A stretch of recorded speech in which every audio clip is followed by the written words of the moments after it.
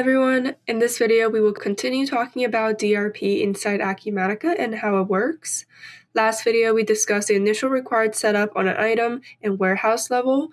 Now we will dive into the inventory planning workspace and take a look at the generate forecast feature. So the DRP workspace inside Acumatica is named as the inventory planning. This becomes available once you have enabled the DRP feature. So what you currently see on the screen right now is the DRP or the inventory planning workspace. And we're going to be looking at the generate forecast screen first.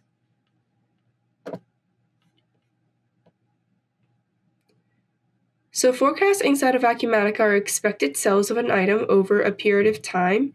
Generating forecast screen will be used to calculate suggested forecasts for the next 12 months for an item from historical data. The historical data here is released invoices from SO or AR invoices and memos in inventory transaction details. It will also be looking at the existing data as well. So looking at the available parameters on the header, forecast date is the date you're starting your forecast on. Type can either be regular or seasonal. And if you do choose it to be seasonal, you will also be able to specify the seasonality. A growth rate can be applied to calculate the forecast. So for 10% growth rate, you will put in 0.1, so you can use it to increase the amount you expect to sell from your history. The factor is the weight you wish to give the most current sales history, cannot be greater than 1. Then you can calculate forecast by month, so there will be a forecast by item by month for each record. Then you can also enter a number of history years to use. When you do use history, you should assign a weight factor. Otherwise, it will default and only use the most recent history. The dependent checkbox under the years of history means that you're just making a forecast based on the history. It does not look at existing orders if it is selected. Then other parameters such as customers, warehouse, inventory ID, and item class are available for you to use if you want to be looking at and generating forecasts for specific records. So let's say that I want to calculate for just the retail warehouse. Then I will enter retail in here.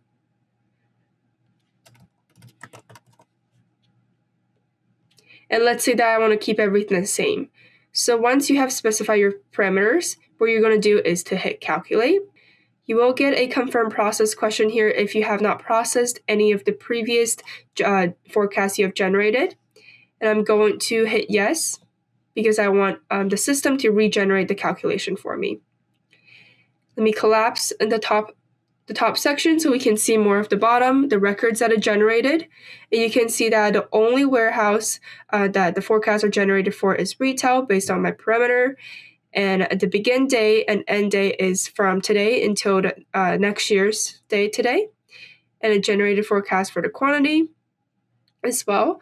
All of these information can be overwritten and they're not final. So if you click into them and you think that it should have more than a 1930, then you'll enter a number that you believe should be in the forecast quantity field. What you can also do here is you can import manually your forecast.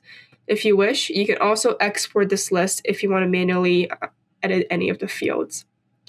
So depending on what row or what record you want to finalize, which forecast you want to finalize, you can either click on the header checkbox and select everything in this page, or you just select a specific item and warehouse that you believe the forecast should be managed and monitored. So you click that, and then you can go ahead and click on process. Now you see that those 3 records are now gone and not in this list anymore.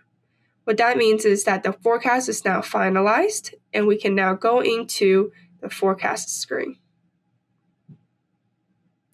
The forecast screen here is where you can monitor the existing forecast that you generate from the generate forecast screen. Or again, you can import or upload external forecasts that you keep and manage and monitor all in here.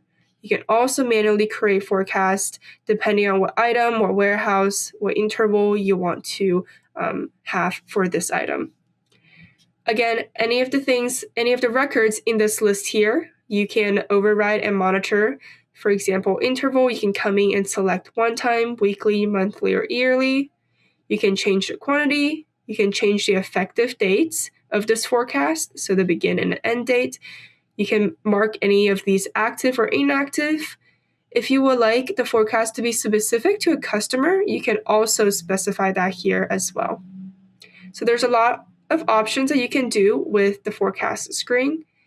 And this is pretty much everything regarding the forecast inside of the DRP module. In the next few videos, we will talk about how you can regenerate inventory plans and how you can create planned orders that is suggested by the DRP feature inside Acumatica. I hope this was helpful. Thank you so much for watching.